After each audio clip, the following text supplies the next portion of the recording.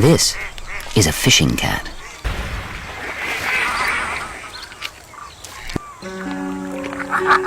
Their unique ability to catch slippery fish in these weed-filled ponds has allowed them to colonize these vast wetlands.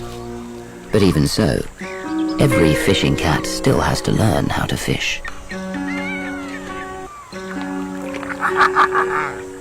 This female has 2 kittens, just a couple of months old.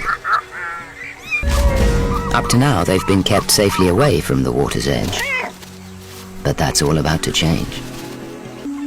This is the first time they've seen water.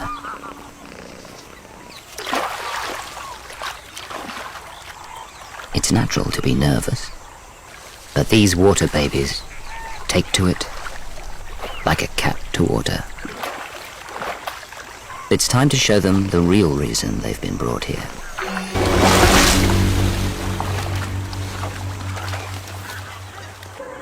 Now it's the kitten's turn.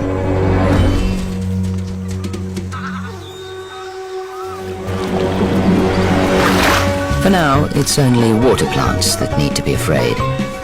This could take some time. They'll be back tomorrow for another lesson.